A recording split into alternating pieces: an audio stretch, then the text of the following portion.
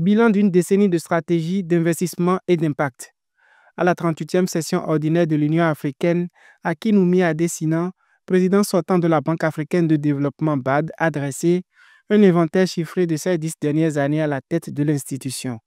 Sous sa direction, plus de 550 millions de personnes ont été directement touchées par les projets de la banque, dont 231 millions de femmes.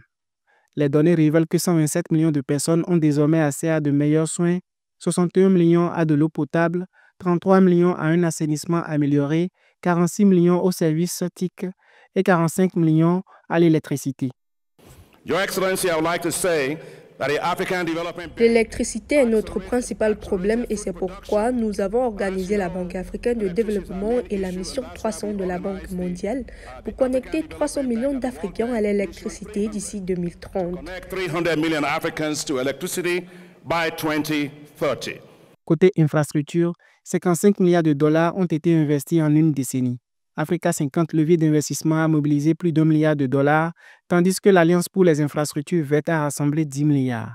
Dans le secteur agricole, 101 millions de personnes ont accédé à la sécurité alimentaire grâce à 72 milliards de dollars orientés vers les pactes de livraison agroalimentaire. En santé, la BAD a engagé 6 milliards de dollars pour améliorer les infrastructures hospitalières et stimuler la production pharmaceutique locale.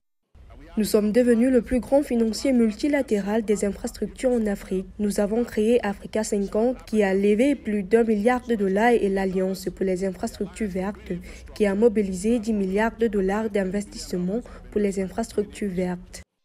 L'Africa Investment Forum franchit la barre des 200 milliards de promesses d'investissement, tandis qu'un mécanisme de refinancement de 20 milliards de dollars est mis en œuvre pour alléger la dette africaine. Forte d'un triplement de son capital qui atteint désormais 318 milliards de dollars, tout en conservant sa notation AAA, l'institution met également l'accent sur l'inclusion économique. Le programme AFAWA a ainsi permis de débloquer 2,5 milliards de dollars au profit de 24 000 entreprises dirigées par des femmes. Dans la même dynamique, des banques d'investissement dédiées aux jeunes entrepreneurs ont vu le jour, illustrant une ambition de voir l'Afrique portée par sa jeunesse. À l'approche de septembre 2025, date à laquelle Adesina passera le relais, il lègue une institution consolidée, mais le défi de convertir la croissance en prospérité partagée demeure considérable.